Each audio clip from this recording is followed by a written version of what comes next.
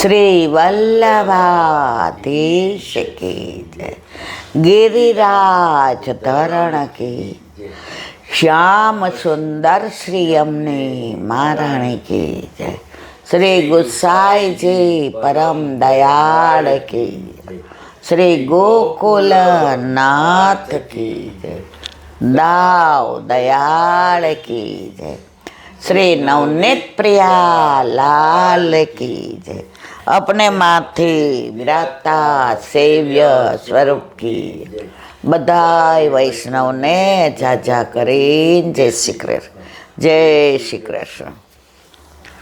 આજે ગોવિંદરાયજી મહારાજનો નિત્ય લીલાસ પ્રાગટ્ય ઉત્સવ બહુ નાની ઉંમરમાં એમના પિતાશ્રી લીલા વિસ્તારી ગયા હતા અને પછી એમણે જે સ્ટ્રગલ કરી સરકાર સામે, અંગ્રેજો સામે, અને એટલી સ્ટ્રગલ કરી અને ટેમ્પલ બોર્ડ લઈ આવ્યા અને અધ્યક્ષ પોતે બન્યા અને પછી જીતીને આવ્યા,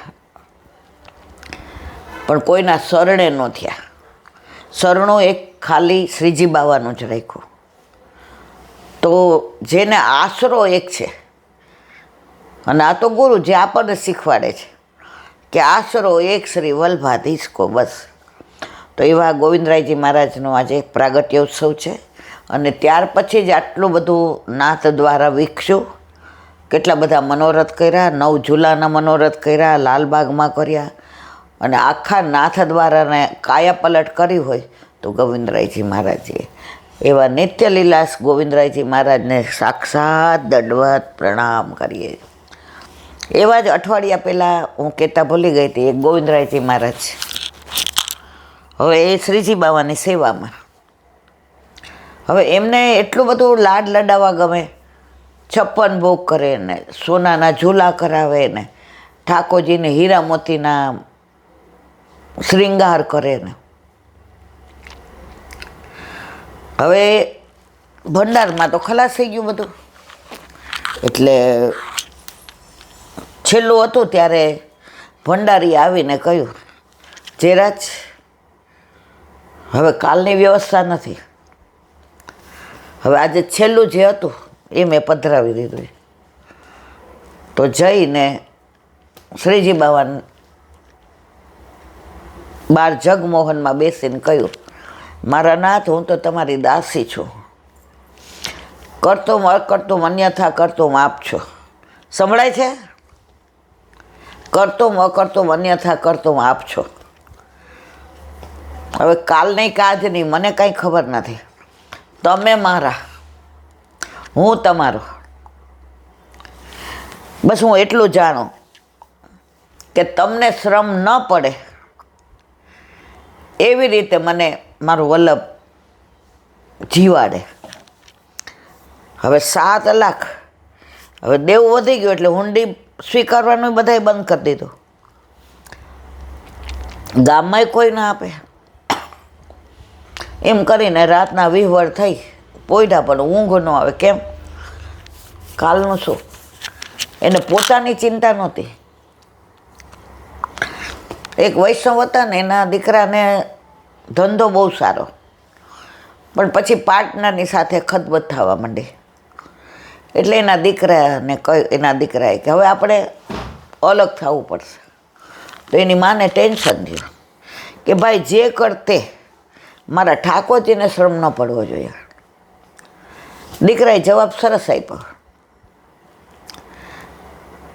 ઠાકોરજી કોઈ દી આપણું અહિત કરે નહીં, એટલે જે પ્રભુ કરશે એ બધું બરાબર કરશે. તો જરાય ચિંતા કરમાં. આપણી ચિંતા કરવાવાળા આપણા માથે બિરાજતા આપણા ઠાકોરજી બિરાજે છે, તો તું શું કામ ચિંતા કરશ? અને ખરેખર એ જુદા પડ્યા પછી એના દીકરાના ધંધામાં 4 ચાંદ લાગી ગયા. પણ એનો પર્પઝ કયો હતો? મારા ઠાકોરજીને એના નેગમાં, એની રોજની સેવામાં, એના શ્રૃંગારમાં ક્યાંય ઓછપ ના આવવી જોઈએ. અમારે નહીં હોય તો ચાલશે, પણ મારા પ્રભુને નહીં ચાલે. તો અહીંયા ઠાકોરજીએ શ્રીજી બાવાએ વિચાર કર્યો મારા બાવા તો બહુ ટેન્શનમાં આવી ગયા છે. 10-12 વર્ષના નાના છોકરાનું સ્વરૂપ ધારણ કરી એ જમાનામાં 7 લાખ, અત્યારે નહીં, એ જમાનામાં 7 લાખ રૂપિયાની હુંડી લઈ ભંડારીને ત્યાં જમા કરાવી. ઓલાએ કીધું ઉભા રહ્યો, રસીદ લઈ જાઓ. એ ક્યાંય બેઠો છો, શ્રીજી બાવા હોય એ પછી ઊભા રહીએ. ભંડારી આવીને કહ્યું 7 લાખ રૂપિયાની હુંડી આવી ગઈ છે, બોમ્બેના કોઈ શેઠે મોકલાવી. જોયું તો કોઈ શેઠ નહોતા, શ્રીજી બાવાએ મોકલાવી હતી. ત્યારે શ્રીજી બાવા પાસે બેસીને કહ્યું, જે હું તો તમારી બુહારી કરવાવાળી દાસી છું, હું તો તમારી બુહારી કરવાવાળી દાસી છું. મારા વાલા, બુહારી કરવાવાળાને આટલું માન આપ્યું, આજે આટલો શ્રમ લીધો અને 7 લાખની હુંડી લઈને આપ પોતે પધાર્યા ઉગાડા ચરણે. તો પુષ્ટિ માર્ગમાં ભક્ત વત્સલ ભગવાન છે, ભક્તને આધીન ભગવાન છે. ભગવાનને આધીન ભક્ત હોય એ મર્યાદા, અને ભક્તને આધીન ભગવાન હોય એ પુષ્ટિ. એનો એક નાનો દાખલો આપું. વર્ષો પહેલાંની વાત છે, એટલે વર્ષો એટલે કરોડો વર્ષો નહીં, હજારો વર્ષો નહીં, 200-500 વર્ષ પહેલાંનું. અયોધ્યામાં કનક બિહારી ભગવાન છે. અયોધ્યામાં કનક બિહારી ભગવાન છે. હવે બધા એવું કહે કે ભગવાન સાથે કોઈ નાતો બાંધવાનો, ભાઈનો બાંધી લ્યો, પિતાનો બાંધી લ્યો, માતાનો બાંધી લ્યો, બેનનો. ત્વમેવ માતા ચ પિતા ત્વમેવ ત્વમેવ બંધુશ્ચ સખા ત્વમેવ ત્વમેવ વિદ્યા દ્રવિણામ ત્વમેવ ત્વમેવ સર્વં મમ દેવ દેવ. કાયેન વાચા મનસેન્દ્રિયે વા બુદ્ધ્યાત્મના વા પ્રકૃતિ સ્વભાવા કરોમિ યદ્યત સકલં પરસ્મૈ નારાયણાયેતિ સમર્પયામિ. માતા પિતા ભાઈ બહેન બધુંય તું. તો એ કનક બિહારી ભગવાન હતા. એ અયોધ્યામાં એક બ્રાહ્મણ રહેતા હતા. એ વશિષ્ઠના વંશના હતા, જે દશરથ રાજાના કુલગુરુ હતા વશિષ્ઠજી, એના વંશના હતા, એના ગોત્રજના હતા.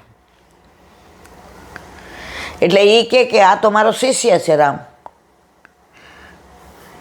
એટલે હું એનો ગુરુ. તો ઠાકોરજી એ નિયમ નિભાવતા હતા. બીજા એક હતા, એ કે આ મારો ભાઈ છે, હું મોટો ભાઈ અને આ મારો નાનો ભાઈ. તો ત્યાં જ્યારે મંદિરમાં પ્રવેશ કરે ને કનક બિહારીમાં, ત્યારથી ખોખારો એટલે હું આવ્યો છું. એટલે સીતાજી ઘૂંઘટ તાણી લે, ઓલા મુખ્યજી, અને સહેજ બારણું આડું કરી દે કે જેઠ થાય ને. આણે કયો સંબંધ રાખ્યો હતો? મોટા ભાઈનો. હવે રોજે દર્શન કરવા આવે અને બધાને કે આ મારો નાનો ભાઈ છે. કોણ? રામ. હવે નાનો ભાઈ થયા તો સીતાજી શું થયા? નાના ભાઈની વહુ. હવે પહેલાંના જમાનામાં તો ઘૂંઘટ કાઢવાનું નહોતું, હવેની કાંઈ વાત જ નથી કરતી. હવે તો કળિયુગનો એટલો બધો પ્રભાવ છે કે જ્યાં જઈએ ત્યાં ન જોવાનું જોઈએ. 9મા ધોરણમાં ભણતી છોકરીઓ સિગારેટ પીતી હોય અને આપણે આ આંખે જોવું પડે. એના દાદી આટલી ચડ્ડી પહેરીને ફરતા હોય, ટી શર્ટ પહેરતા હોય, એ આંખે જોવાનું. એટલે આ કળિયુગનો પ્રભાવ છે. એટલે અત્યારના માટે આપણે કાંઈ નથી કહેવું. આપણા જમાનામાંય અમારે લગ્ન થયા તો અમારે લાજ કાઢવી પડતી હતી. હવે આપણે તો ભણતા ભણતા આવ્યા, પડી જતા હતા, પગમાં સાડી આવતી હતી. કોઈ દિવસ હવે આવું બધું તોય પહેરવું પડતું. કારણ વહુ હતા, મર્યાદા હતી. મને બરાબર યાદ છે, બાપુજી સોફામાં બેઠા હોય અને ત્યાં કાંઈ કામ હોય ને કાંઈ ગૂંથતા હોય કે ભરતા હોઈએ તો અમારાથી સોફામાં ન બેસાય. શરૂઆતમાં ખબર ન પડતી, પછી બા શીખવાડે કે બેટા નીચે બેસો. પછી ખબર પડી કે જેઠની હાજરીમાંય ન બેસાય. મોટા નણંદ, નાની નણંદ આપણાથી 4 વર્ષ નાની હોય તો એને આપણે બેન કહેવી પડે. આ બધા સંસ્કાર હતા. એના લીધે છૂટાછેડા બહુ નહોતા થતા, સંબંધો જળવાઈ રહેતા હતા. અત્યારે બધાને ઘરમાં નેતા બની જાઓ છો, હું પુરુષ સમવડીને હું સ્ત્રી, અલા ભાઈ. એના લીધે તમે જો કુટુંબો તૂટતા ગયા. અત્યારે વિભક્ત કુટુંબ વધુ છે, સંયુક્ત કુટુંબ. પછી જ્યારે જુદા રહે અને પોતાના છોકરાઓ બહાર વહરી જાય, સિગારેટ પીએ ને ડ્રગ્સના રવાડે ચડે, જ્યારે સમજાય ત્યારે મોડું થાય. ઓલા તો ઘરમાં બા દાદા હોય, ક્યાં ગયો તો ભાઈ, શું કરસ, કેમ મોડો આવ્યો, આજે કેમ જમ્યો નહીં, કહેતા શરમ આવે કે પીઝા ખાઈને આવ્યો છો. દાદી તરત કે આવીને ગરમ ગરમ જમી લેવાનું.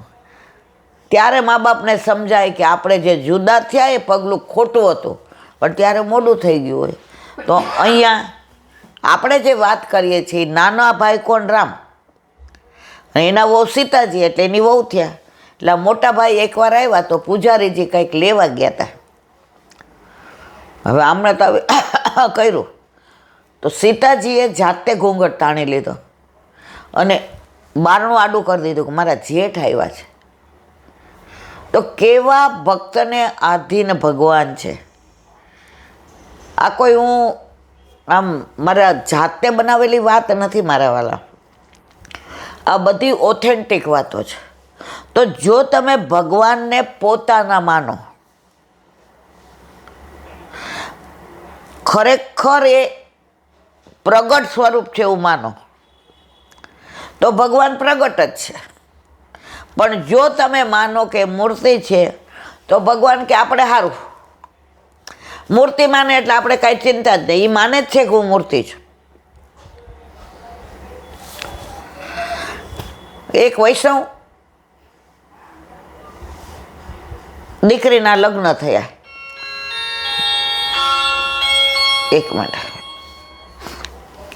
એક વૈષ્ણવ દીકરીને લગ્ન થયા એટલે એના ઘરે ઠાકોરજી બિરાજે. એક મિનિટ સગુનને કહ્યું તો એ વૈષ્ણવ દીકરીને લગ્ન વૈષ્ણવ ઘરમાં થયા. પણ એ એટલું બધું ભણેલી હતી, એ જમાનામાં PhD કે BCom કે ખબર, એટલે અહીંયા આવી તો અપ ટુ ડેટ રહેવાનું, વાસણો નહીં ઘસું. મેં કોઈ દી વાસણ નથી ઘસ્યા, રસોઈ બરાબર આવડે નહીં. એટલે એના સાસુ કે કાંઈ વાંધો નહીં, આપણે જેવી રીતે ગુડીને શીખવાડો છો એવી રીતે આને શીખવાડો. એટલે જેઠાણી એને નાની બેનની જેમ શીખવાડે. પછી એ લોકોને ત્યાં રિવાજ કે સવારે મંગળામાં બધાય સાથે જગાવવાનું. કોઈ ઘંટી લે, કોઈ પેલું લે, કોઈ તાલી પાડે, બધાય સુગંધી હાથમાં લઈ ઠાકોરજીને જગાડે. અને પછી હવે આને તો એલું ઉઠવું ગમે નહીં, ઉઠે તો નાવું ગમે નહીં. એટલે પેલા આણા સુધી એના સાસુએ કાંઈ કીધું નહીં. પછી પિયર જઈને આવી એટલે કીધું બેટા આપણા ઘરે આ રિવાજ છે. એ બધું તમારું એજ્યુકેશન ન હોય ને એટલે તમારો રિવાજ હશે. આઈ વિલ નોટ બેર, હું આ બધું સહન નહીં કરું. એટલે જેઠાણી કાંઈ બોલ્યા નહીં, નીચું જોઈ ગયા કે બાનું વેણ હજી સુધી કોઈએ ઉથાપ્યું નથી. ઓલી કે એના વરે એને ઉપર સમજાવી કે આ રિવાજ છે એટલે આમ કરવું પડે. રીખું ડિસ્ટર્બ થાય છે યાર.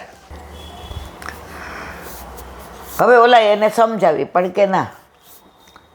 એટલે એ છોકરાએ વિચાર કર્યો કે આના મમ્મી પપ્પાને કહું કે ભાઈ આ ખોટું થાય છે. એને બાએ ના પાડી.